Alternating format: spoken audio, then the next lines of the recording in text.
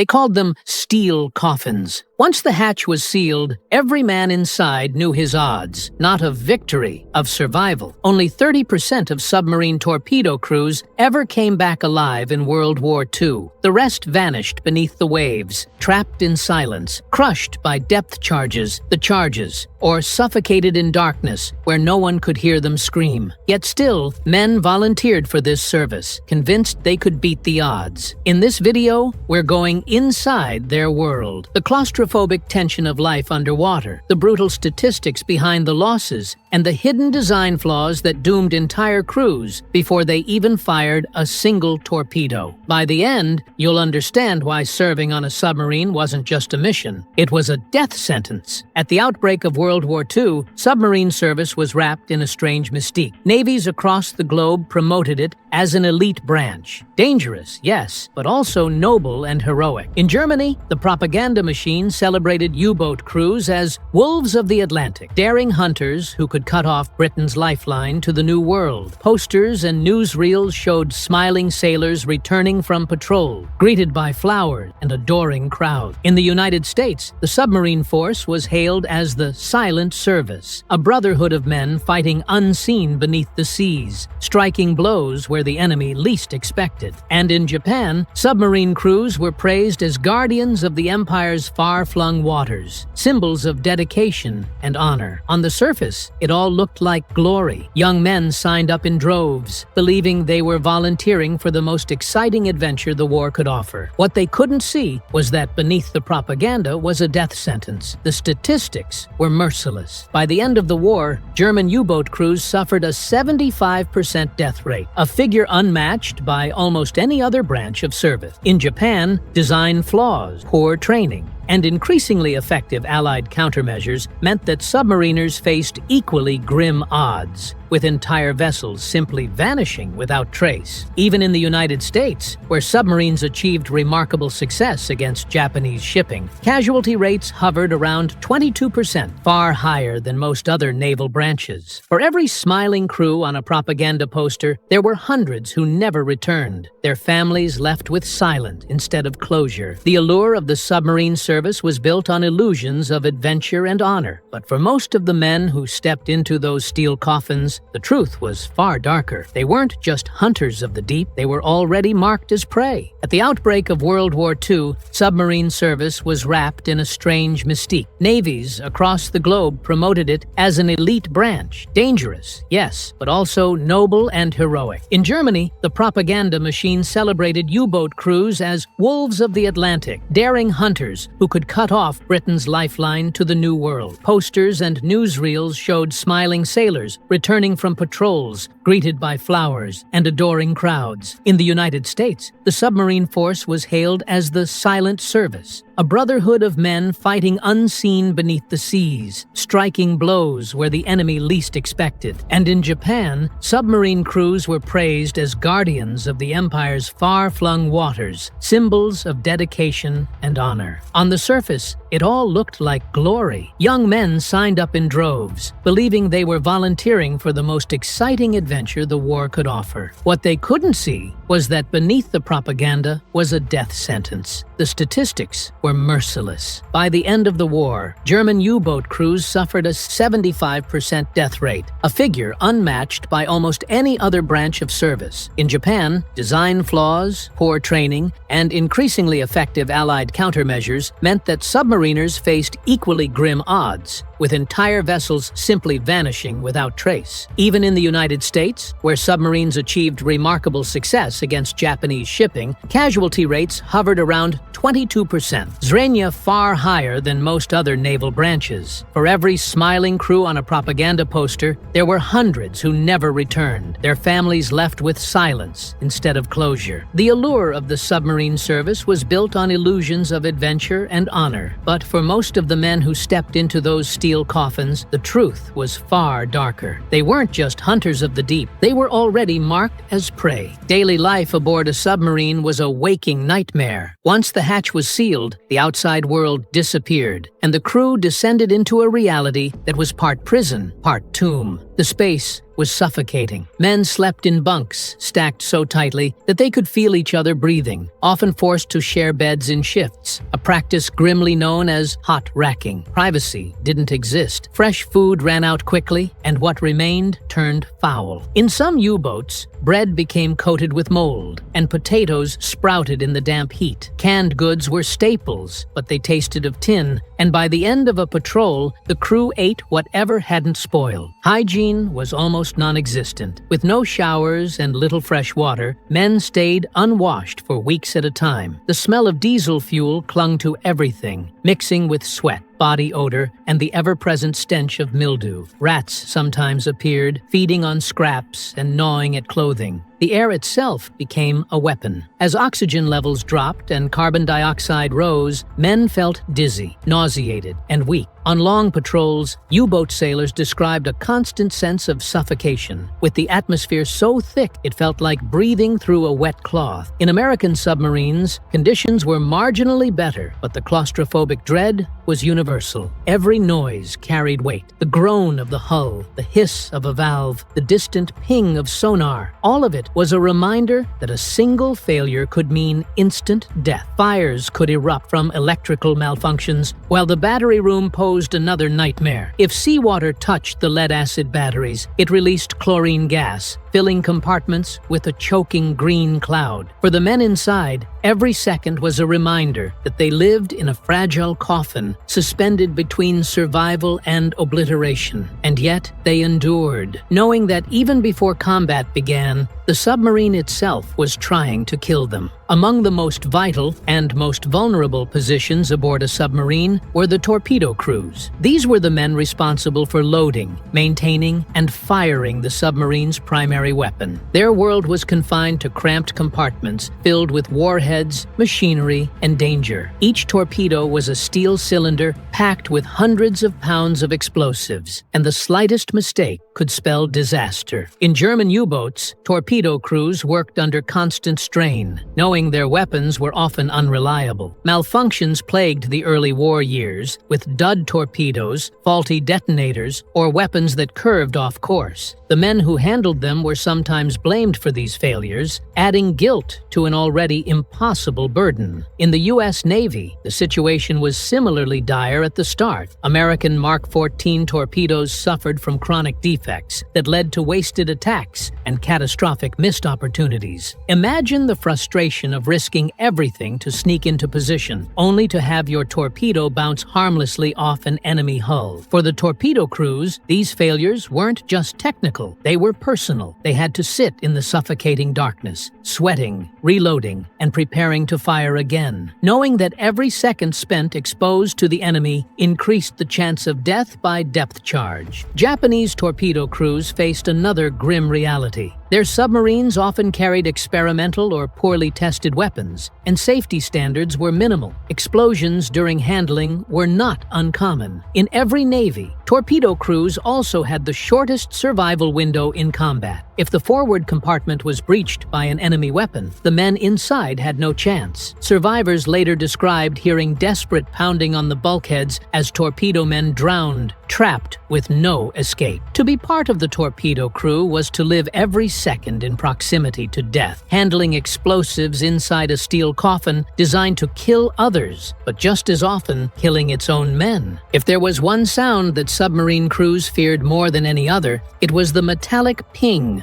of sonar. That single note meant the enemy had found them, and the clock was ticking. Soon after came the thunder of depth charges, steel barrels filled with explosives, set to detonate at pre-programmed depths. To the men inside a submarine, the experience was nothing short of hell. The first explosion would slam the hull like a giant hammer blow, shaking the entire vessel and knocking men from their bunks. Lights flickered, gauges shattered, pipes burst. Then came another blast, and another. It was relentless, like being trapped in a coffin while giants pounded on it from above. Survivors often recalled how the concussions made their ears bleed, teeth rattle, and skulls throb. One U-boat veteran described the sensation as your bones vibrating apart. In some cases, the hull would flex so violently that men swore it would crack. Silence between explosions was almost worse. Every second stretched into eternity as the crew waited for the next charge to detonate. If a seal failed, seawater would spray in under immense pressure, flooding compartments in seconds. Those near the point of impact were often killed instantly by the shockwave, their bodies flung like rag dolls. And unlike surface ships, there was nowhere to run. Submarine doctrine taught crews to dive deeper, cut engines, and sit in silence, hoping the enemy would lose track. That silence was agony. The only sounds were labored breathing and the groaning hull. For torpedo crews in the forward compartment, this was pure terror. They sat surrounded by live warheads, knowing a single shock could detonate them. For German crews, depth charge barrages could last for hours, sometimes days, as Allied destroyers worked in shifts to pound the ocean. In the Pacific, Japanese submariners endured the same torment, hunted by American destroyers using radar and sonar in tandem. Few men who experienced a full-scale depth charge attack ever forgot it, and many did not survive it. To be hunted this way was not just combat, it was psychological torture stretched across hours of unbearable suspense. For submarine crews, death did not always come in fire and noise. More often, it came in silence. Across every theater of the war, entire boats simply disappeared. Families received telegrams weeks or months later. Missing in action. No wreckage,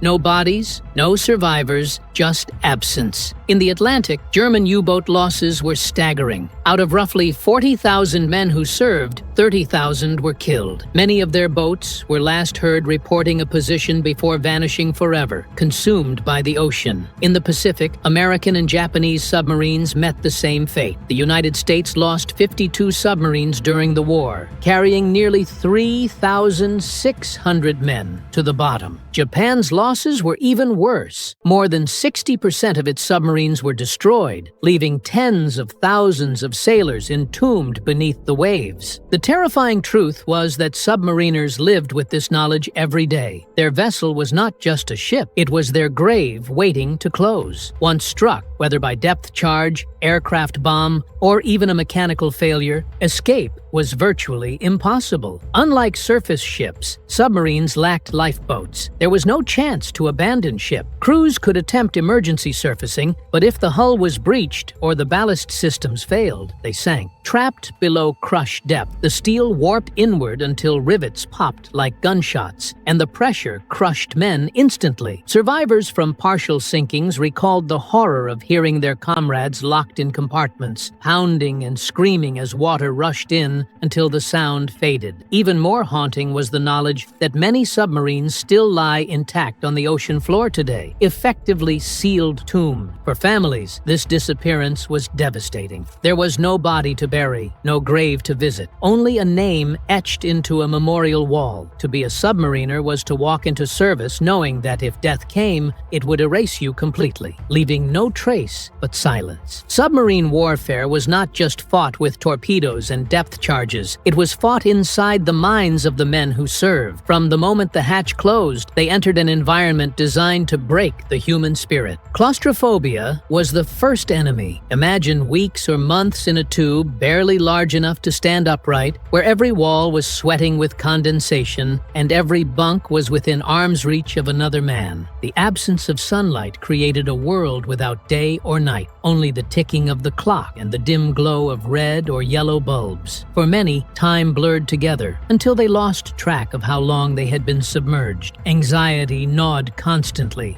Every creak of the hull could be the first sign of failure. Every sonar ping overhead could signal incoming death. Submarine commanders enforced silence during hunts, forbidding talking, coughing, even shifting in one's bunk. Some sailors later said the silence itself was worse than the explosions. Sleep deprivation was another weapon. With shifts running in rotations and constant readiness required, men rarely got more than a few hours of rest. When they did, they dreamed of suffocating, drowning, or being crushed. Many woke up gasping, unsure if it was real. For some, paranoia set in. In both German and American fleets, records note cases of breakdowns where sailors became convinced the boat was already doomed, or that others were plotting sabotage. Japanese crews, often pushed into near-suicidal missions, sometimes faced despair so profound that morale disintegrated. Yet, through all of this, they endured. Brotherhood became the only lifeline. Sailors clung to rituals, singing songs, telling jokes, carving notches into the walls to distract from the fire. Still, the psychological toll was undeniable. Many survivors later admitted that even after leaving the service, they couldn't sleep without nightmares of the deep. Submarine duty did not just take lives, it left lasting scars on those who survived. To serve beneath the waves was to live in a war not just of steel and fire, but of the human mind itself. The raw statistics of submarine warfare strip away any illusion of glory. For German U-boat crews, the survival rate was barely 25%. Out of 40,000 men, 30,000 died. For Japanese crews, the odds were even worse, as nearly 3 out of 4 submariners never came back. American crews fared better, but even so, thousands perished. 3,600 men entombed in 52 submarines that were lost forever. These numbers meant that for every crew that celebrated a safe return, 2 or 3 others had been erased beneath the sea. What made the fate of submariners uniquely cruel was its finality. Surface sailors might be rescued by lifeboats. Airmen who bailed out had a chance of capture. But submariners almost never had a way out. Once a submarine slipped beneath the waves and failed to resurface, its crew was already dead. The ocean became both battlefield and burial ground, swallowing thousands of men whose names remain carved only on memorials. It was war's most merciless equation. The longer you served, the more certain your death became. When the war ended, the nightmare did not. Survivors carried the scars for life. Many could never forget the smell of diesel fumes, the groaning hull, or the endless silence between depth-charge blasts. Veterans spoke of waking at night, convinced they were still trapped underwater. Some could never go near the ocean again, and yet their legacy is one of both tragedy and awe. Submarine crews were often teenagers when they volunteered, choosing one of the most lethal assignments in history. Their sacrifice crippled enemy supply lines, sank merchant fleets, and shaped the course of the war, but at a staggering human cost. Today, thousands of submarines still lie at the bottom of the oceans, silent steel coffins holding entire crews. They serve as haunting reminders of the price these men paid. The truth is simple. Only 30% of torpedo crews ever survived, and those who did were left with memories darker than the waters they once called home. Their story is not just about war. It's about endurance, sacrifice, and the cost of waging battle in the loneliest place on Earth.